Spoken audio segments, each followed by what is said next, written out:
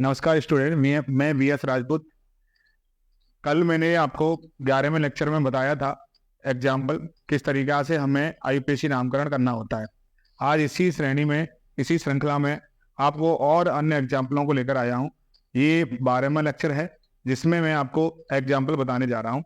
देखिए, पहला एग्जाम्पल दिया है CH ट्रिपल बॉन्ड CH। अब देखिए, इसका आईपीसी नामकरण करना है। IUPAC नाम, इसका नाम लिखना है। तो इसकी जनक श्रृंखला क्या बनेगी? 2 कार्बन की, और 2 कार्बनों के बीच में क्या लग रहा है? आयन लग रहा है, यानी ट्रिपल बॉन्ड लग रहा है। ट्रिपल बॉन्ड क्या होता है? आयन। इसका अनुलग्न होता है, तो क्या बोलेंगे? एथाइन, क्योंकि 2 कार्बन श्रृंखला में दूसरा कार्बन क्या आता है? एथ पे आता है, तो एथ 1 आयन लिख सकते हैं, या एथाइन। एथाइन क्या नाम हो जाएगा इसका? एथाइन हो जाएगा। दूसरा देखिए, इसका नंबरिंग कहां से करेंगे? यहां से, क्योंकि ट्रिपल बॉन्ड इधर से नजदीक पड़ रहा है। 1 2 3। अगर इधर से करते तो 1 2 2 पे पड़ता, और यहाँ पर पहले पर ही ट्रिपल बॉन्ड पड़ रहा है, तो ये इसका नजदीक है, तो इसका अंक नाम इधर से करेंगे। तो 3 कार्बन की मुख्य श्रृंखला है जिसे हम जनक श्रृंखला कहते हैं। तो क्या बोलेंगे? प्रोप 1, पहले पर क्या ट्रिपल बॉन्ड है? 1 आयन, या आप ऐसे लिख सकते हैं प्रोपाइन, प्रोपाइन, इस तरीका से। अब देखिए, ये श्रृंखला है। इस तरीका से आपके 12th बोर्ड में आते हैं, तो किस तरीका से इसे हमें पहले इसे खोलना होगा। क्या करना होगा? खोल दो। इसकी श्रृंखला बनाएंगे तो ये CH3 का होल ट्वाइस है। इसका मतलब है CH3 2 लगे हुए इस कार्बन पर, तो CH3 एक इधर लग जाएगा और एक नीचे लग जाएगा CH3। ये क्या है? CH है, और इससे क्या लग रहा है? OH। यानी ये वाली श्रृंखला इस तरीका से बन जाएगी।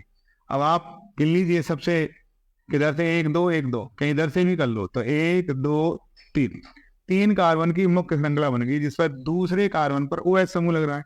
ये क्रियात्मक समूह एक ही है, इसलिए इसे अनुलग्न में बोलेंगे। अनुलग्न में क्या बोलेंगे? ऑल। तो कह सकते हैं प्रॉप 2 ऑल, या आप ऐसे लिख सकते हैं 2 प्रोपेनॉल। प्रोपेन में ऑल जोड़ दो, प्रोपेनॉल हो जाएगा। इसी प्रकार इसे देखिए, ये भी श्रृंखला बना दो, तो इस पर 2 CH3 लगा हुआ है, CH CH3 CH3 CH2OH। इस प्रकार हम इस श्रृंखला को खोल सकते हैं। अब सबसे लंबी श्रृंखला 1 2 3, इधर से ऐसे बनाएंगे तो 1 2 3, कैसे ही बना दो, 1 2 3, क्योंकि नंबरिंग जहां हमारा क्रियात्मक समूह उधर से हम करते हैं। तो क्या नाम हो जाएगा? पहले पर OH है, दूसरे पर मैथिल लग रहा है, तो पहले क्या आएगा? मैथिल, प्रतिस्थापी आएगा, तो हम कह सकते हैं 2 मैथिल प्रॉप 1 ऑल, या आप ऐसे भी लिख सकते हैं इसे 2 Maithil propanol, 2 Maithil propanol. Propane में ऑल जोड़ दो, क्योंकि 1 आ रहा है, 1 को हटाकर आप प्रोपेनॉल भी ऐसे लिख सकते हैं। इसे देखिए, यहाँ पर ये ईथर समूह लग रहा है, यानी आपको पता है ईथर क्या होता है? ईथर समूह होता है जिसमें कोई भी एल्किल सम्मित या असम्मित जोड़ी जाती है। तो यहाँ पर क्या सम्मित है? सम्मित मतलब समान, CH3 इधर है, CH3 इधर है, तो सम्मित या असम्मित दोनों हम ले सकते हैं। तो ये ईथर है, और ईथर को क्या बोलते हैं हम? ऑक्सो बोलते हैं। क्या बोलते हैं? ऑक्सो। इसका अनुलग्न क्या होता है? ऑक्सो होता है। ईथर क्या है? ईथर एक प्रकार का प्रतिस्थापी समूह है। मैं बता दूंगा प्रतिस्थापी कौन कौन से होते हैं। तो क्या बोलेंगे इसे? क्योंकि एक के साथ, किसी भी एक के साथ ईथर को जोड़ दो, ऑक्सो जोड़ दो, तो हम पहले इसका नाम लेंगे, फिर इसका एल्केन के रूप में नाम लेंगे। तो क्या लेंगे इसे? Methoxy, methoxy methane. मेथेन से जुड़ा हुआ ये हमारी मेन श्रृंखला होगी, ये हमारा इससे जुड़ा हुआ प्रतिस्थापी हो गया, तो मेथॉक्सी मेथेन हो जाएगा इसका नाम। अब आगे देखियो, यहाँ पर देखिए, यहाँ पर असमान श्रृंखला आ गई है, ये अलग है और ये अलग है। जब इस तरीका से ईथर समूह में असमान श्रृंखला आती है, तो हम सब बड़ी श्रृंखला वाले को मुख्य श्रृंखला मानते हैं। किसे मानते हैं हम मुख्य श्रृंखला? बड़ी श्रृंखला को। तो ये बड़ी श्रृंखला है, ये छोटी है, और ऑक्सो समूह कहाँ जोड़ते हैं? छोटी श्रृंखला में। तो इसे मेन श्रृंखला मान लो। क्या हो जाएगी मेन श्रृंखला इसकी? 1 2 3 ये हो जाएगी। अब देखो मिथॉक्सी जो समूह है, ये छोटी श्रृंखला वाला, ये दूसरे कार्बन पर, मुख्य श्रृंखला के दूसरे कार्बन पर जुड़ा है। तो क्या बोलेंगे? 2 मिथॉक्सी, 2 मिथॉक्सी। और दूसरे ही श्रृंखला पर क्या है? मैथिल समूह है। 2 मिथॉक्सी 2 मैथिल, 2 मैथिल, 2 मिथॉक्सी 2 मैथिल। क्या कार्बन श्रृंखला है? 3 की, तो प्रोपेन। ये हो जाएगा, इसका नामकरण क्या हो जाएगा? 2 मिथॉक्सी 2 मैथिल प्रोपेन। इसका मतलब है प्रोपेन यानी 3 कार्बन की मुख्य श्रृंखला है। इस मुख्य श्रृंखला पर दूसरे कार्बन से मैथिल जुड़ा है और दूसरे कार्बन से मिथॉक्सी समूह जुड़ा है, ये हम कह सकते हैं। अब देखिए इसे हम खोल सकते हैं। कैसे खोल सकते हैं? CH3 single bond O CH, और CH के साथ 2 मैथिल समूह ऐसे लगा दो, एक मैथिल ये हो जाएगा, एक मैथिल ये हो जाएगा। इस तरीके से हम खोल सकते हैं।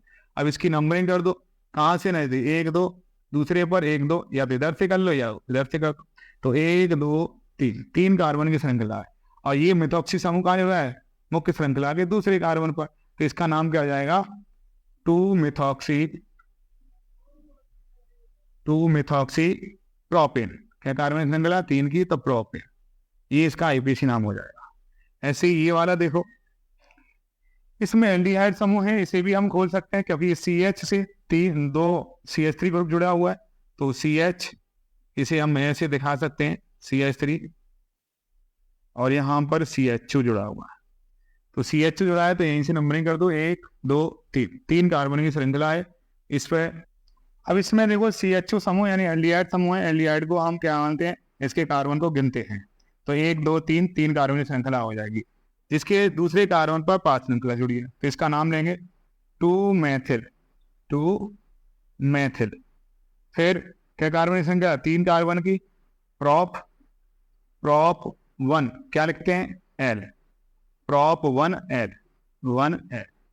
या हम इसे ऐसे लिख सकते हैं 2 मैथिल प्रोपेनल, एल को हम प्रोप में जोड़ देते हैं, तो प्रोपेनल बन जाएगा। अब इसे देखिए 9वें में कीटोन समूह है, और कीटोन में क्या आता है? ऑन आता है। अब किधर से नजदीक पड़ रहा है? इधर से 1 2 3 4 5, ये इस तरीके 5 कार्बन की श्रृंखला है। इसमें सब में बॉन्ड लगे हुए हैं। यहाँ पर ऐसे दिखा देता है, कभी कभी ऐसे दे देता है, तो आपको बॉन्ड समझना है पीछे। तो क्या बोलेंगे? पेंट 2 ऑन, या 2 पेंटेनॉन, 2 पेंटेनॉन। क्योंकि 5 कार्बन की श्रृंखला है, 5 कार्बन को हम पेंट बोलते हैं। दूसरे कार्बन पर कीटोन लगा है, जिसे हम लगन में ऑन कहते हैं। तो पेंट 2 ऑन या 2 पेंटेनॉन। 10वां देखिए, ये हाई स्कूल लेवल में कई बार आया है, कई बार पूछा गया है। एक कार्बन की श्रृंखला है, इसमें कार्बोक्सी समूह जुड़ा है। तो एक कार्बन क्या आता है? मैथ आता है, और मैथ में ओइक जोड़ दो तो मैथॉक्सी हो जाएगा, मैथेनोइक हो जाएगा। क्या हो जाएगा? मैथेनोइक अम्ल।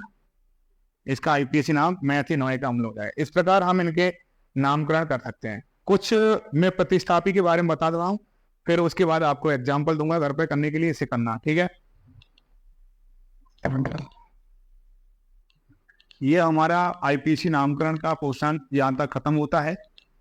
आपको सही तरीका से अगर आईपीसी नामकरण करने हैं तो शुरू से पहली वीडियो से और लास्ट वीडियो तक देखें और इनका अभ्यास करें, तो आपका अच्छे से अच्छे आईपीसी नामकरण हो जाएंगे। देखिए प्रतिस्थापी कौन कौन से होते हैं? एक तो हैलोजन होता है, हैलोजन जिसे हम एक्स से दर्शाते हैं। एक्स बराबर होता है क्लोरीन है, ब्रोमीन है और आयोडीन है। इसका आईपीसी नामकरण क्या हुआ? आईपीसी नाम IUPAC नाम क्या लिखेंगे? आईयूपीएसी नाम में फ्लोरीन को फ्लोरो लिख देते हैं। क्या लिखते हैं? फ्लोरो। क्लोरीन को क्लोरो, ब्रोमीन को ब्रोमो, और आयोडीन को आयोडो। इस तरीका से इनका आईयूपीएसी नाम लिखते हैं। इसका दूसरा है ईथर समूह। दूसरा कौन सा है? ईथर प्रतिस्थापी है। ईथर जो होता है ये इसमें एल्किल समूह लगा होता है। इसका क्या लिखते हैं? ऑक्सो। ऑक्सो जो होते हैं, क्या जो होते हैं? ऑक्सो। और तीसरा जो होता है नाइट्रो होता है। नाइट्रो, इसे हम NO2, ये समूह होता है। इसे क्या जोड़ते हैं? इसमें नाइट्रो जोड़ते हैं, नाइट्रो। तो ये प्रतिस्थापी हैं 3, तो इनको हम प्रतिस्थापी के रूप में मानते हैं। ठीक है, पता पड़ गया होगा। अब मैं कुछ एग्जाम्पल दे रहा हूं, आप एग्जाम्पल उठा लीजिए और घर पर करना। पहले वीडियो में आपको इन्हें सॉल्यूशन बता दूंगा। इसमें हम मर गए हैं आपका पहला CH3 CH2 CHO। दूसरा है CH3 CH double bond CH single bond CH3। तीसरा है CH3CO CH2 CH2 CH3।